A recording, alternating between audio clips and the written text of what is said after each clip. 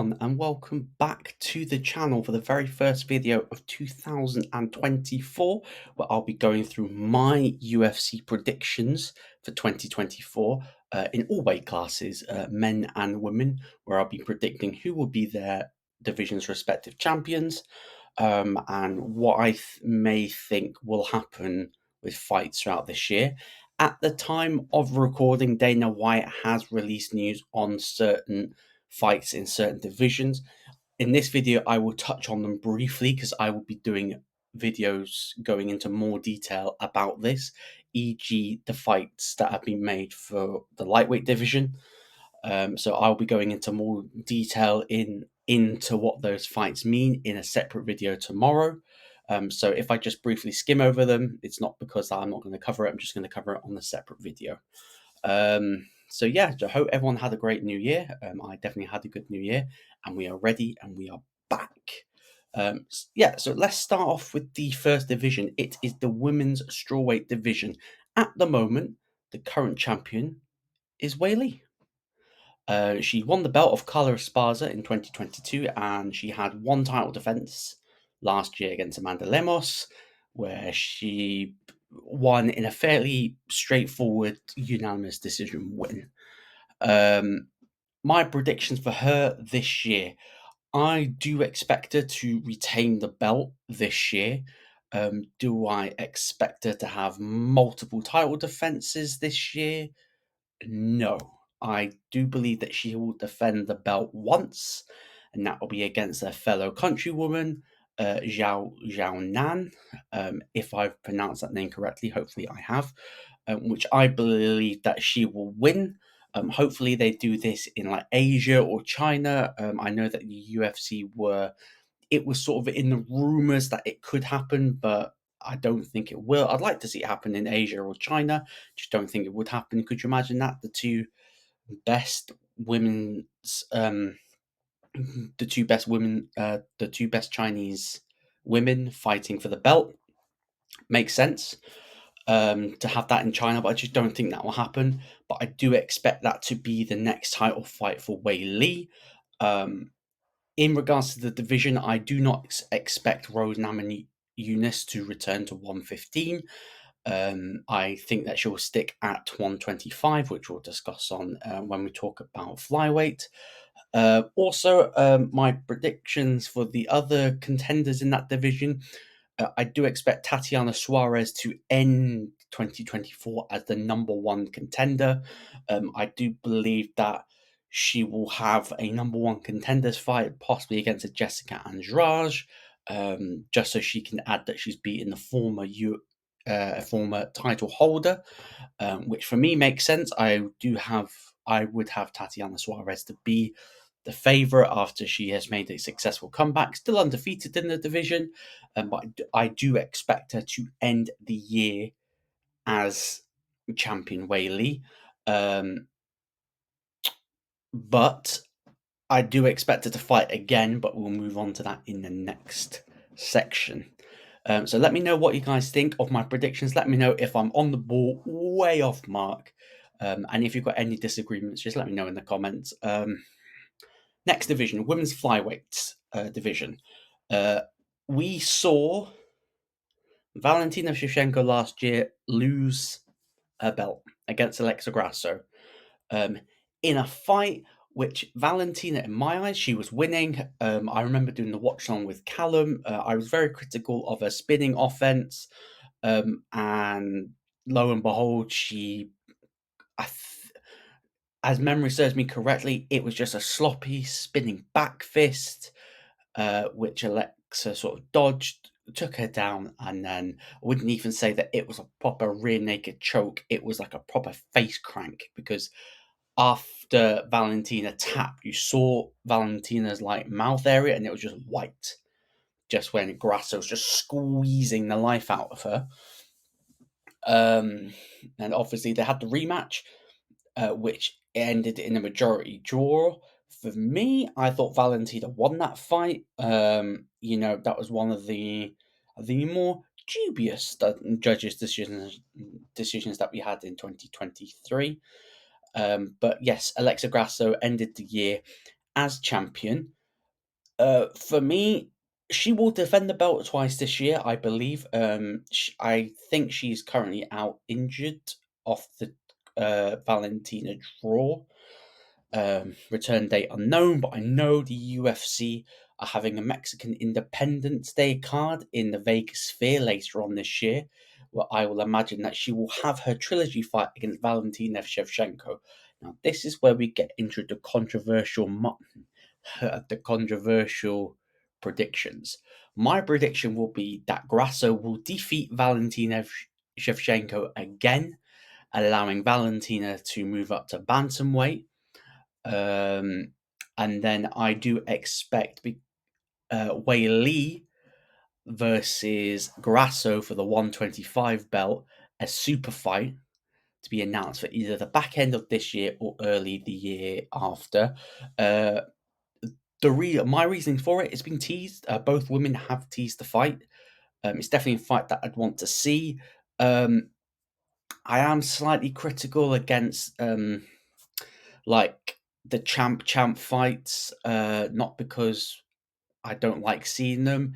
I feel like at the moment with other divisions, other fighters, it feels a bit cheap, and I don't like it when going for a double champ status, simultaneous championship feel special should be like you've cleaned out one division and then you're looking up or looking down thinking, you know what, I'll just go to that division and take that belt and have two belts wrapped over my shoulders. But I'll touch on that more about when I get into the other weight divisions where I have more of an issue about this.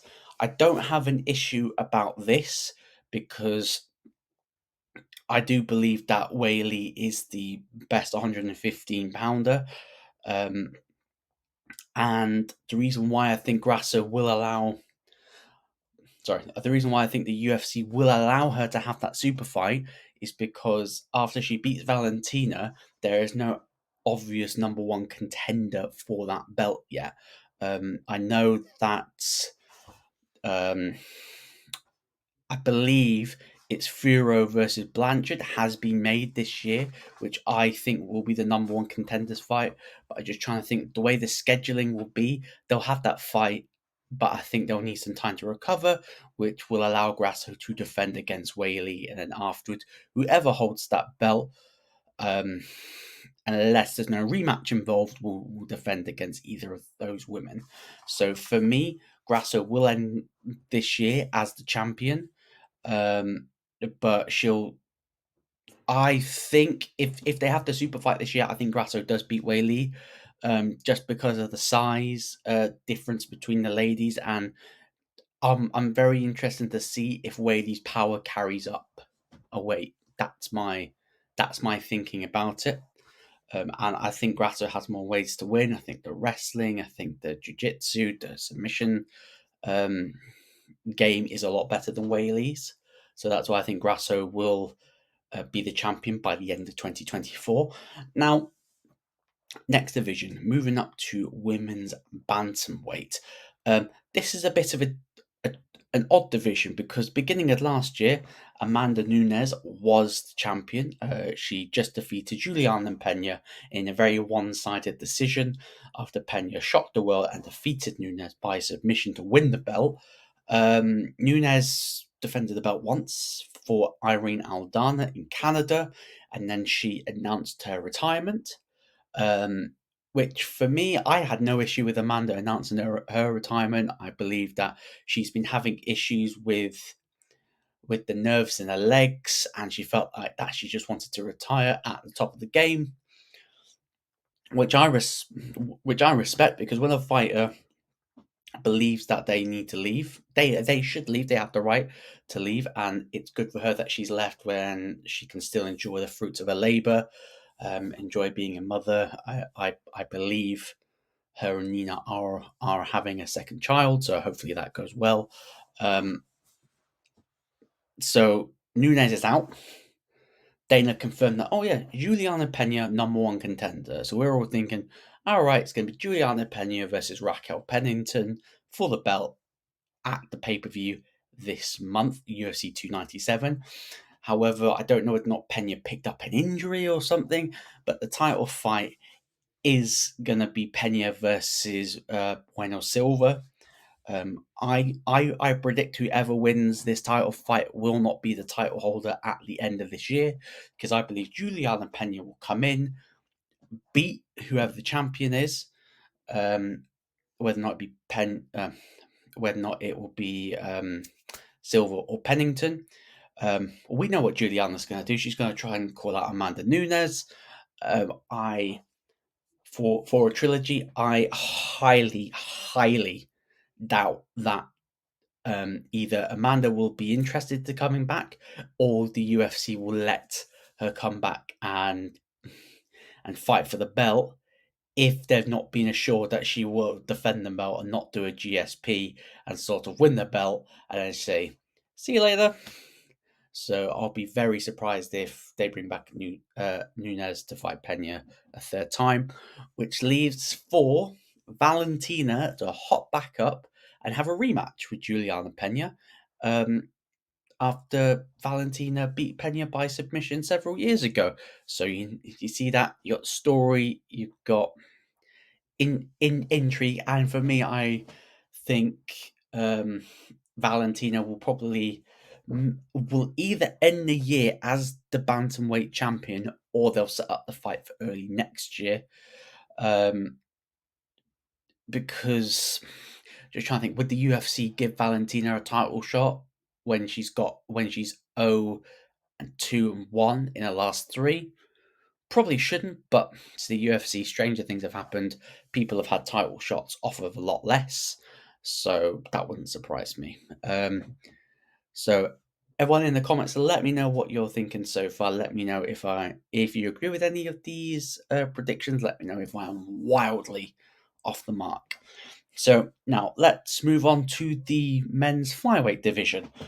Bit of a hot potato year for this belt. Beginning of last year, Davison Figueiredo was the flyweight champion.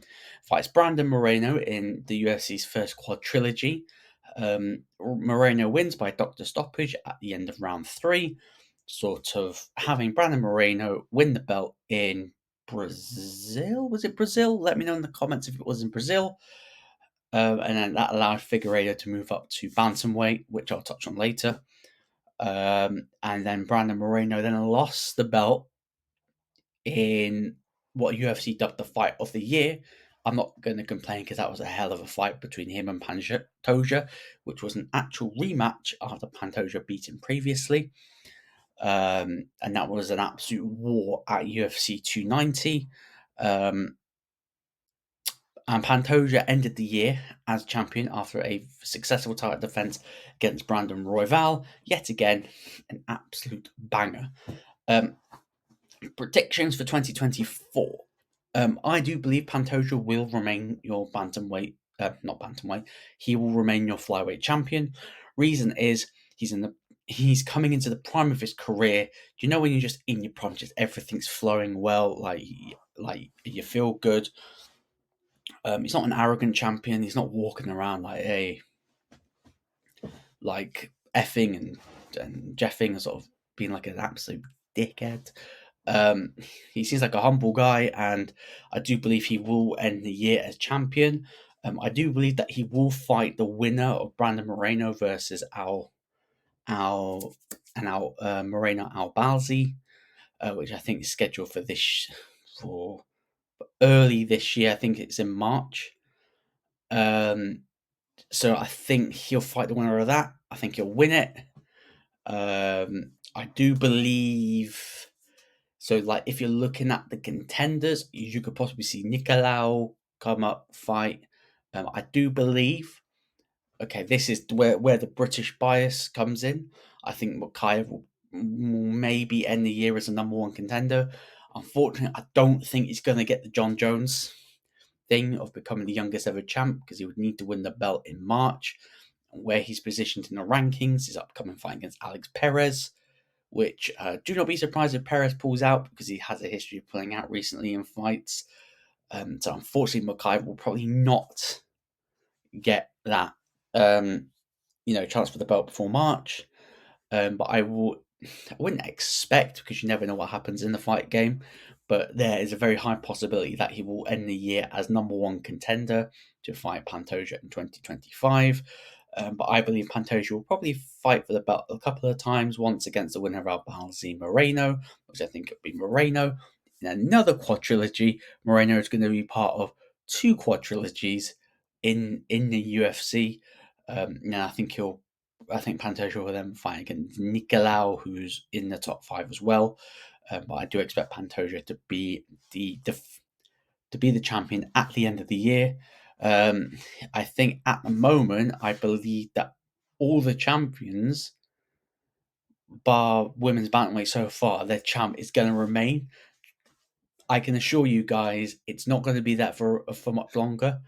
I am going to predict people that were champion at the beginning of the year not to be champ at the end of the year. And that perfectly leads on to men's bantamweight. So, Aljamain Sterling was the holder last year. Beginning of last year, Aljamain Sterling was the bantamweight champion. Won the belt in 2021 with Piotr Jan's disqualified knee strike on the ground of the opponent. Obviously, the situation happened with Sterling. People thought he was putting on a hell of an Oscar performance.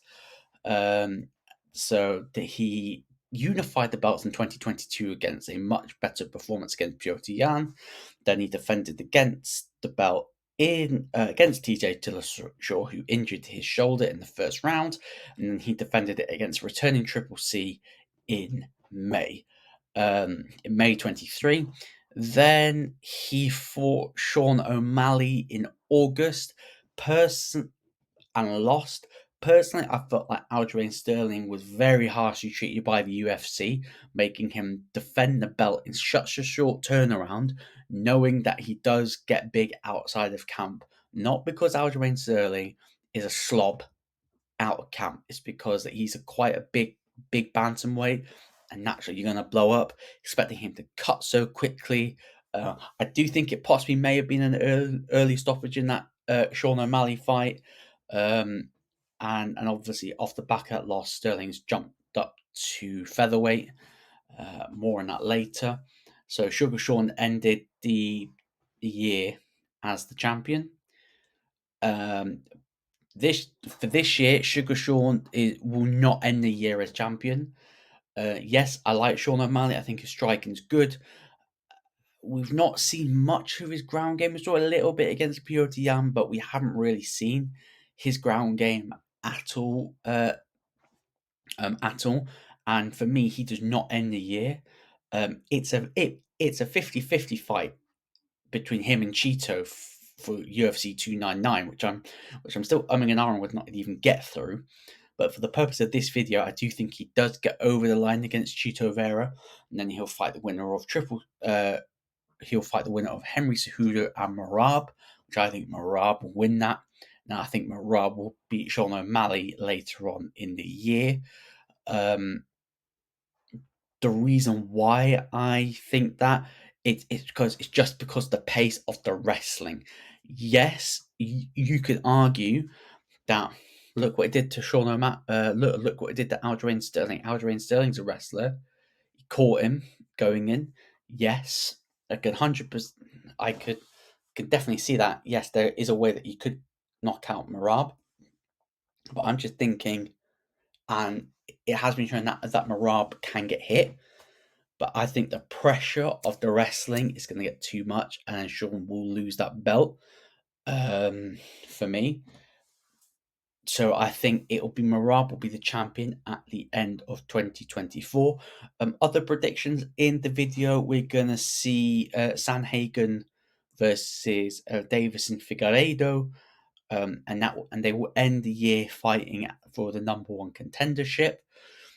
I believe Umar Nurmagomedov will make his return from injury, and he will move up the weight he will move up the rankings, and I believe that on his return he'll get a big fight against Dominic Cruz, which he'll win. And this year I believe Dominic Cruz will retire from fighting, not retire from commentary, but just retire from in octagon competition. At the moment, that's probably my biggest prediction so far this year. for this year, I do believe that Dominic Cruz will retire. So that's like my big, like, outlandish prediction in my eyes, that I believe that Cruz will retire this year. Moving on to the men's featherweight. Volkanovski was the champion at the beginning of the year. Defended the belt once at featherweight against Jair, which he won by TKO. But also last year he fought for the lightweight belt twice. First fight against Islam, I thought Volkanovski won. It was a tight decision, not a robbery in my eyes, but personally I just thought Volkanovski won. Then obviously he defended the belt against Jair, and then he rematched Islam on like 10 days notice. No, 12 days notice. Didn't need to take the fight. I think he took the fight because it was supposed to be Islam Charles. Charles got his eye split open, like he got his eye cut there, and then he went to get it stitched without talking to the UFC, which means he couldn't fight. Yeah, and then Islam beautifully caught him with a brilliant head kick, one of the better knockouts you'd see this year. For me, this year, I think we're gonna see the decline of Volkanovski. I think him taking on that fight against Islam on short notice was a fight he did not need to take. Did not need to take. I know he said in his press conference that he needed to fight, like mentally, like he needed to fight, but he didn't need to take it, because now, as my prediction is, because he's got Ilia Topuria in February, and I think him fighting on short notice, I don't think he's recovered. I don't think he's had long enough to recover, and I think he's going to lose his belt against Ilia. The reason why, he is 35, and there is a 35 plus old curse when you fight for the belt or defend the belt.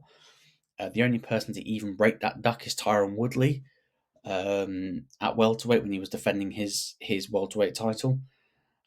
So I do think Volkanovski will lose against Ilia Topuria, and I do think that we'll see the decline of Volkanovski this year, because of the age. It's such a shame, because Volkanovski, like, if he does beat Topuria, which is a possibility, I'm not saying that it's out of the realms of the possibility, then he is stacking a resume to be either the best featherweight of all time or second behind Jose Aldo. So there's definitely a conversation for him to be in that top two. But for me, I think his decision to take, because yet again, he didn't need to take the title fight so early. He had that much credit in the bank with Dana and the UFC.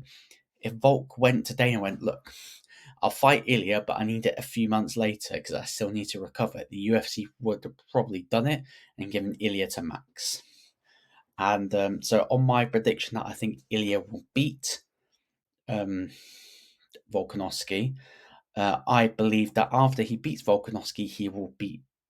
No, he will not beat. He will face Max Holloway after Max Holloway beats Josh Emmett, because Josh Emmett has recently called him out. And if you look at the list of people that Max hasn't fought yet, Josh Emmett is on that list. So making that fight makes sense for me. Also, predictions for featherweight this year. I think Laurel Murphy will break into the top 15, and I think he'll beat Dan Ige. I think it's going to be a big year for UK featherweights as well. I think we're going to see the Nathaniel Wood Laurel Murphy fight be booked. I know there's been a bit of beef between those two. And then I think Jack Shaw will make his return, and he will make a climb towards the top 15. And then I do believe that Arnold Allen will face the winner of Brian Ortega versus Yair Rodriguez. For me, and then also I believe Aljamain Sterling will make a successful debut to featherweight, and I think he will beat Calvin Kattar as well this year. I think we could possibly see Max Holloway versus Aljamain Sterling as well. It's a fight that I definitely want to see. I think many people would want to see as well. So let me know what you think of that in the description, in the comments below. Moving on to men's lightweights. Islam was your champ last year, beginning of 2023, won it the year previously. He fought Volk twice, won both times. So he ended the year as the champion, and he ended it as the UFC's pound for pound number one. No, it says John Jones, but there's the difference between the GOAT and the pound for pound number one at this current moment. So at the time of the recording, I'm going to touch on lightweight briefly because I will go on to more detail because Dana has announced fights. So these predictions are going to look like, oh, he's predicted it off the back of these fights. I predicted that Islam was going to fight in the Saudi card, which is in March, where he would defend the belt against Charles Oliveira. Obviously, that's not going to happen now because it's been confirmed that he will fight Arman Sarukin at UFC 300. So that fight's out the window. So I thought, okay, he's going to fight Justin Gaethje then because, both managed by Ali Abdelaziz. It's good. The fight's going to happen, right? And Dana White confirmed that Islam is now out injured and won't fight till June. He's out injured, but then you're seeing him on social media, still working out. So is he injured, or have the UFC just put him on ice? Which is another issue. You got your champ, you got your pound for pound number one. Is he injured, or have you just got no fight plans for him and you're going to say he's injured and keep him on ice until you either give him a lightweight, a welterweight title shot, which he doesn't deserve a welterweight title shot, and that's what's grinding my gears about the double champ stuff. I know Islam demolished Charles for the belt. He defended it against the featherweight champion twice. He is still young enough to defend the belt against 2 or 3 lightweights before then going, I've cleaned out my division and now I want the 170 belt. For me, I don't see, like, are you really gonna put Islam on ice until Leon versus Bilal's done, and then you're just gonna go, hey, you know what? Sorry, Justin, we're gonna put Leon versus Islam. Wrong decision. Wrong. But I do think he will get a welterweight title shot this year. That's my prediction. I don't like it, don't want it, but it's gonna happen. I did have a prediction here that Charles will fight Arman Sarukin for the number one contender. That's been confirmed, so I've already got a tick on a prediction. Also, another thing, Conor McGregor versus Chandler either happens at 170 or I was going to say doesn't happen at all, but McGregor's confirmed that he will fight Michael Chandler, because I remember jokingly saying to Jamie and Callum in our group chat, how funny would it be if they screwed over Chandler and Bilal and give Conor a welterweight title shot at 170? Obviously, we said that Leon would kill him, but, bye to bye. And also, I also had Benoit Saint Denis will break into the top 10. He's going to have the opportunity at UFC 299 where he will fight Dustin the Diamond Poirier in a 5-round co-main event. Brilliant fight. It's high risk, high reward for Benoit. Not so much for Dustin, but I will touch into that with a separate video as well. And then I'll also cover what's going to happen with Justin Gaethje. Who is he annoyed at the UFC for him to be literally iced? No one worthy of fighting for that BMF belt. I know Masvidal tweeted saying that he's unretired, but it's just confirmed he's fighting Nate Diaz in a boxing fight in March. So, bye's the bye. So yeah. So those are my predictions at lightweight. I also believe that just one more prediction. I think Paddy will break into the top 15. Actually, scrap that. This year will make or break Paddy's UFC career. What I mean by that briefly is this year will make or break his title aspirations this year. I know he fought a 3-rounder with Tony Ferguson, but should have finished him. Should have finished Tony. Bobby Green tapped him out. Like that, Tony's on the decline this year will make or break Paddy's title aspiration, Paddy Pimblett's title aspiration. This year will make or break him. Not saying this by the end of the year he'll end the year as number one contender, but this year will make or break him. He needs to make major improvements in the striking defense. Major improvements. Or else he's not going to challenge for a belt, in my opinion. Let me know what you think about that in the comments. Right, moving on to welterweight. Leon Edwards, he started 2023 as the champion, had 2 title defenses last year against Kamaru Usman in London and then against Colby Covington in December.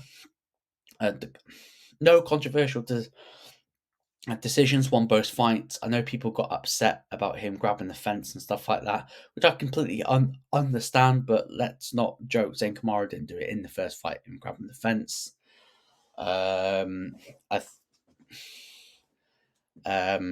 Then he dismantled Colby, but didn't. Yeah, did dismantle Colby after all that trash talk, after all the disgusting comments, and then Colby pulls out that performance from Colby. Disgusting performance. And yeah, Leon rightly ended 2023 as the champion.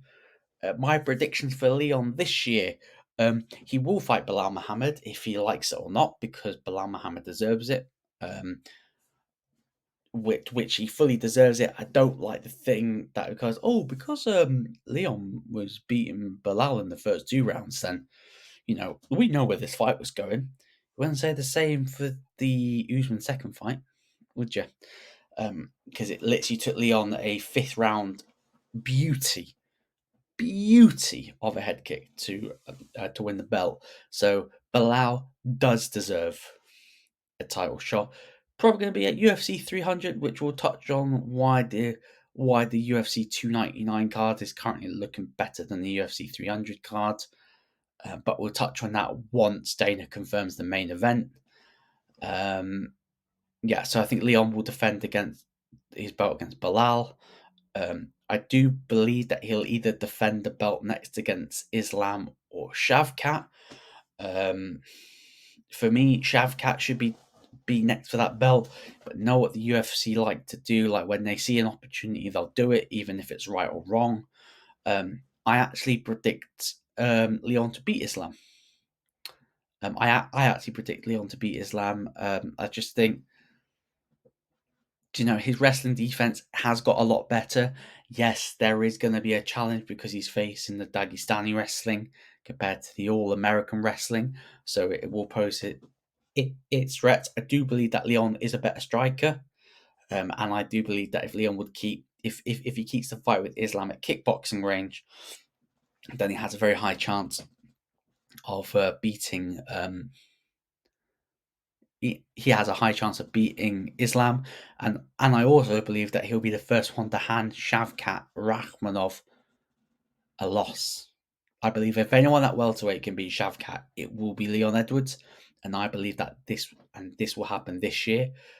Other predictions on the card. I think MVP will have a successful debut against Kevin Holland. I do believe that they're going to strap the rocket on MVP quickly for him to climb up the ranking to get a title shot, because he is in his mid to late 30s, so the UFC will need to strap that rocket on real quick to get into the title. So I do think that he won't get a title shot at the end of this year, but he'll probably, if all things considered, if he's matched up correctly, then he'll get a title shot in 2025.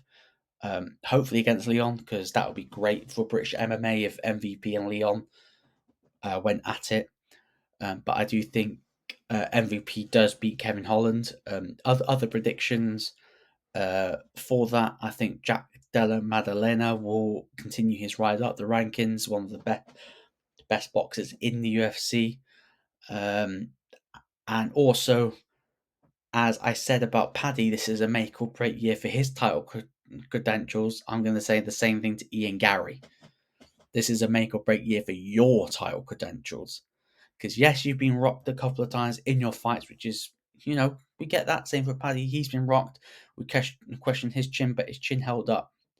But I'm talking about you outside the octagon because you're a hypocrite. Like all the fighters. I will touch on the middleweight champ in a bit because he's a massive hypocrite. But you're a hypocrite. And you've done the heel turn.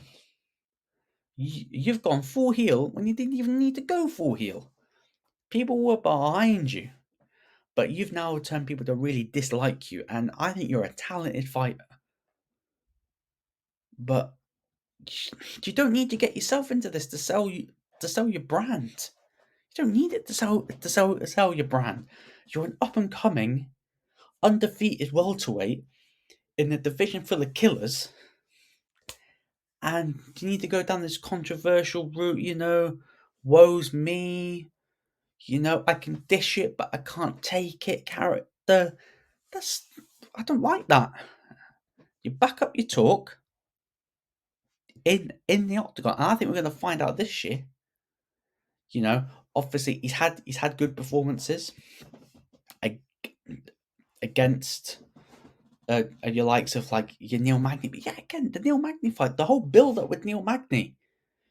Twisting what Neil Magny said, acting like an absolute dick in the press conference. Leading to Neil Magny now having issues outside because of you, because of what you've said.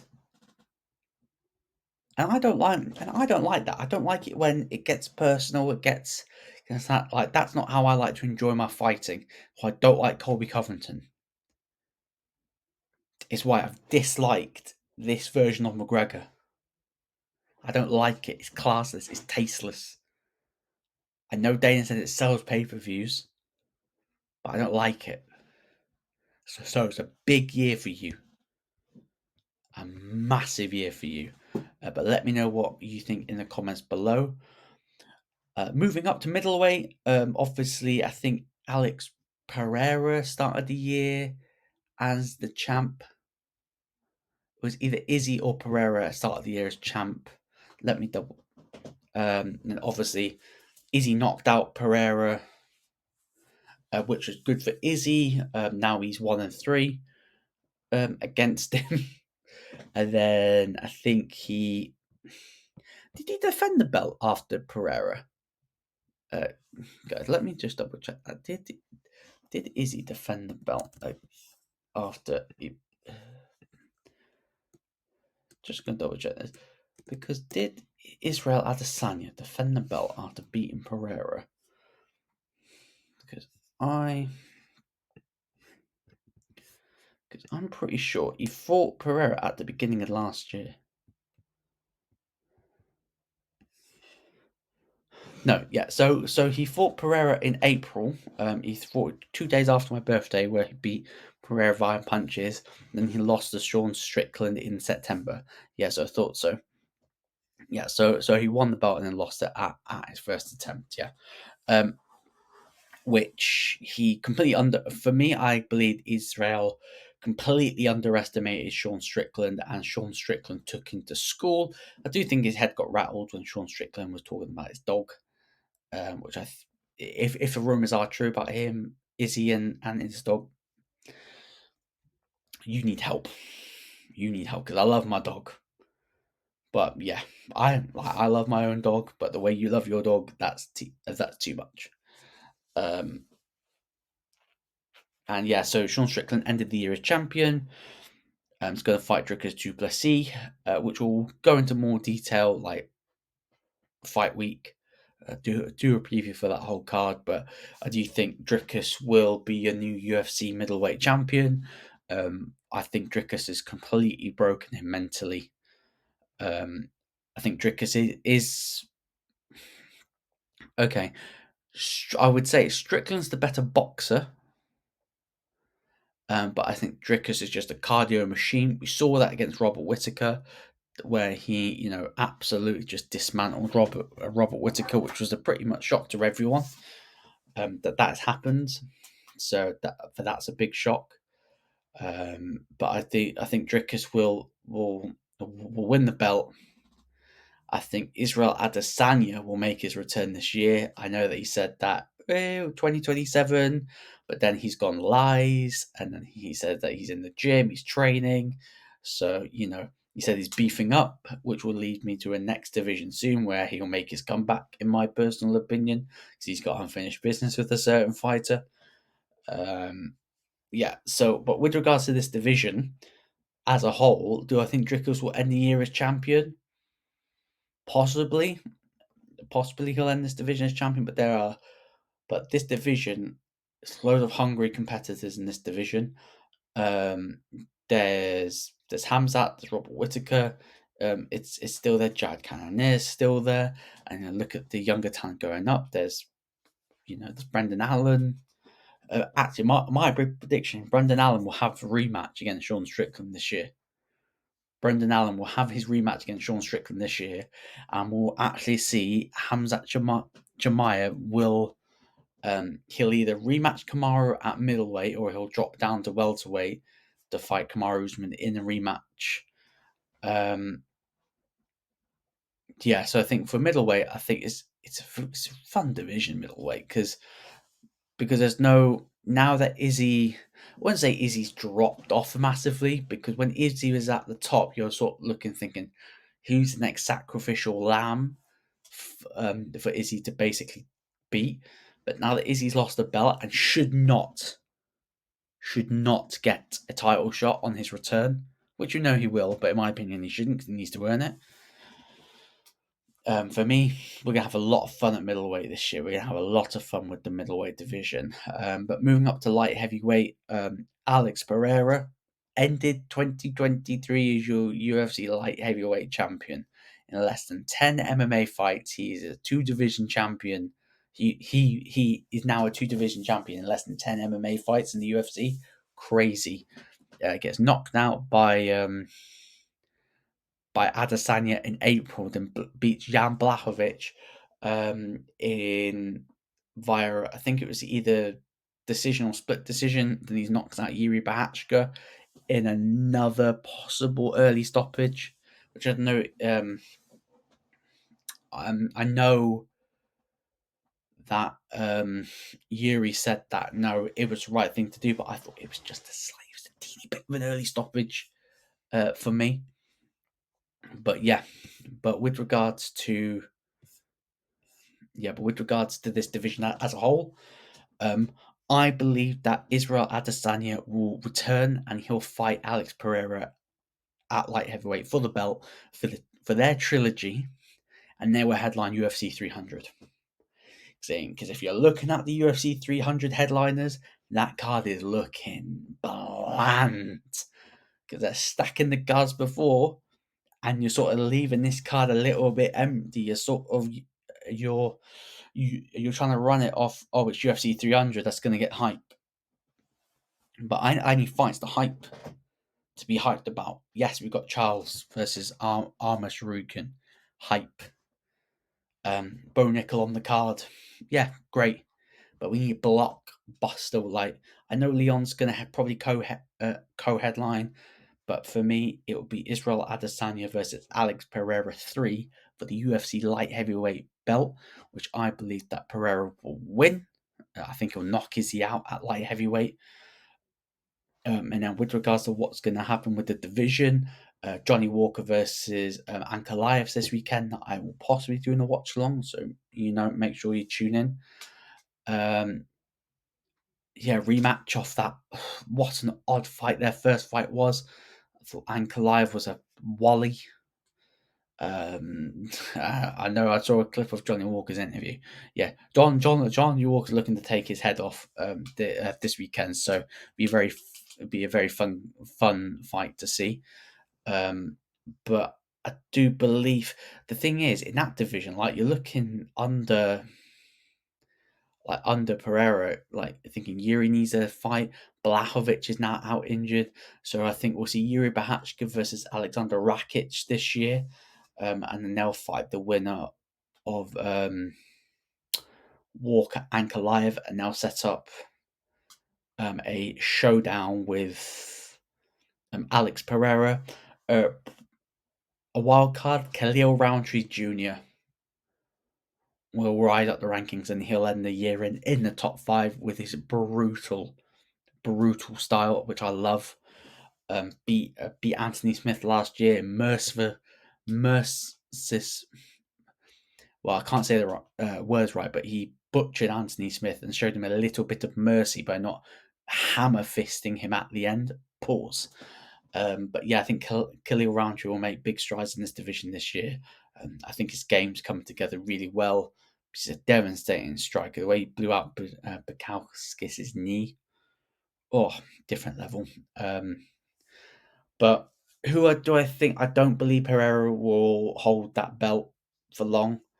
I think if Ankalaev and him fought, I think the wrestling of Ankalaev will be too much. Because I think if you're looking at the other contenders, yes, they can wrestle a little bit, which that may all you need, but they're predominantly strikers. So I think, for me personally, I think Ankalaev will probably end the year as champion. I think he'll beat Johnny Walker reluctantly. I'd love to see Johnny Walker win, but I just think the wrestling of Ankalaev is going to be too much for Johnny Walker. I think Ankalaev will win the belt at light heavyweight. And last but not least, the UFC heavyweight division. Before I touch into the stuff at heavyweight, please, guys, smash the like button, hit the subscribe button. We're nearly 50 minutes in this video. So if you're still here when I talk about what's happening at heavyweight, then hey, let me know in the comments.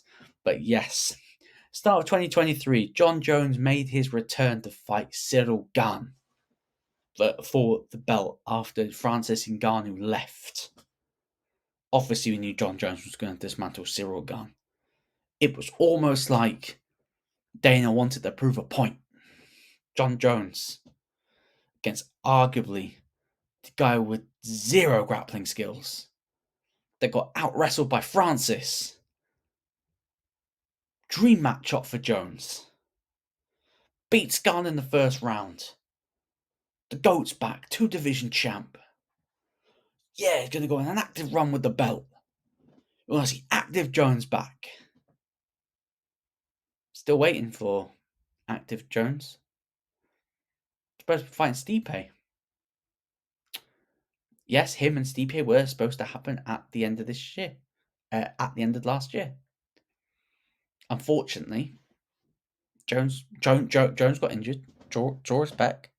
Wish him a speedy recovery. Just had surgery on another issue. So he's out for the year, pretty much. Which opened the door for Tommy Aspinall. Came back, fought Marvin Tabora, which he won. Then he fought Sergey Spivak on like 2 weeks' notice, less than 2 weeks' notice, for the interim belt, who he demolished within a round, and became the interim champ. And you're thinking, oh, Tom Aspinall's going to get the next shot against Jon Jones. No, you've got to unify the division. Oh, no. Dana White's got other ideas. He wants to have a dream fight that's about 6 years too old. He still wants to run Stipe Jones. Newsflash, Dana, nobody wants to see it. It's not 2018 anymore. We saw Stipe at the end of the year. That guy couldn't even bloody walk. He needed his wife to hold him up. That guy's in no fit state to fight. And you're telling me you're giving Jon Jones, a legend. I know Jon Jones and Tom Aspinall has been tweeting back and forth. You know what? I love Tom Aspinall because like his trash talk is polite. It's polite and it's facts. It's not disregarding Jones' legacy, just calling out facts. Calling out facts. Jones is like, oh, I just want to fight Stipe and bugger off. Don't need the belt for that, mate. Just get the belt up. Just get the belt. If you're not willing to fight the best in your division, Hand that belt in, my friend, and have your washed up dream fight with Stipe and go right off in the sunset. Right off in the sunset. Because the way you're acting, this ain't the GOAT. A GOAT doesn't act like this. Do you want your dream fight and bugger off? You want Stipe on the resume and bugger off? Retire as champion? Dana White's not helped this. Dana White has done what he's done because he wanted to prove a point against Francis. Grass ain't always greener. You left the UFC, now I'm making a point. Jones came in, beat the guy you struggled against and gone. Well, newsflash, Francis out wrestled him with no knees. Left, signed a big contract in the PFL. Boxed Tyson Fury. In most of our eyes, he beat Tyson Fury. Now he's just secured the bag fighting Anthony Joshua. And Dana said he fumbled the bag. Well, who's fumbled the bag now? Because you're persistent with a dream fight that's 6 years too old. You're going against your morals for this. Against interim unifying the division. For what? It's petty. It's a petty agenda.